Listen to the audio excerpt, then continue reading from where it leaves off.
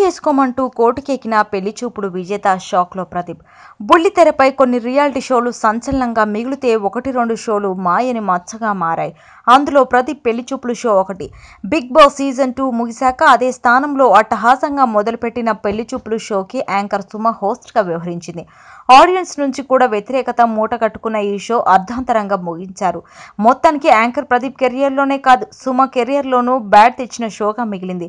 కంటెస్టెంట్స్లో విజేతను ప్రదీప్ పెళ్లి చేసుకుంటాడని మొదట్లో హింట్ ఇచ్చారు. అయితే ఇది రియాలిటీ షో మాత్రమేనని తేల్చేశారు. ఈ షో గురించి ప్రకటించి మొదలు వేలాది మంది అమ్మాయిలు ప్రదీప్ కోసం పెంపర్లాడారు. వచ్చిన దరఖాస్తులను పరిశీలించి మొత్తం 3 సార్లు వడబోతతో 14 మంది అమ్మాయిలను ఈ షోకి ఎంపిక చేశారు. ఎంపికైన 14 మందిలో ఒకరిని విజేతగా నిలిపి ప్రదీప్ పెళ్లి చేసుకుంటాడని టాక్ వినిపించింది. ఇండియాలో ఉన్న వాళ్లే కాదు, ఫారెన్ లో పనిచేసుకునే 2-3 కూడా ఈ షో కోసం వచ్చారు.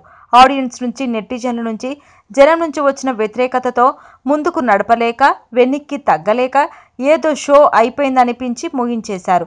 అయితే ఈ షోలో వైల్డ్ కార్డ్ ఎంట్రీ ద్వారా వచ్చిన జ్ఞానేశ్వరి విజేతగా నిలిచింది. షోలో ప్రదీప్ పట్ల చాలా మంది కంటెస్టెంట్ చేసిన పనులు చండాలంగా కూడా కనిపించాయి. ఇక విజేతగా నిలిచిన జ్ఞానేశ్వరి చేసిన పనులు అన్ని ఇన్ని కావు. ఇక ఈ షో పూర్తయ్యాక ఇదంతా లైట్ గా తీసుకోమన్నట్లు ప్రదీప్ చెప్పేశాడు.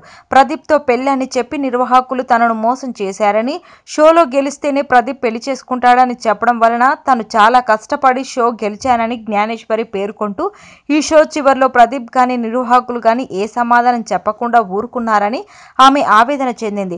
ప్రదీప్ ని పెళ్లి చేసుకోమని ఆదేశించాలని జ్ఞానేశ్వరి కోర్టుకి వెళ్లడానికి రెడీ అవుతుందట. కెరియర్ పీక్ స్టేజ్ లో ఉండగా ఓ షో ద్వారా ఇలా దారుణమైన ఘటన ఎదుర్కోవాల్సి రావడంతో ప్రదీప్ తల్లి తల్లడిల్లిపోతుందట.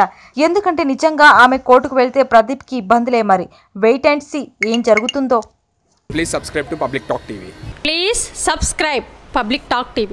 Please subscribe Public Talk TV.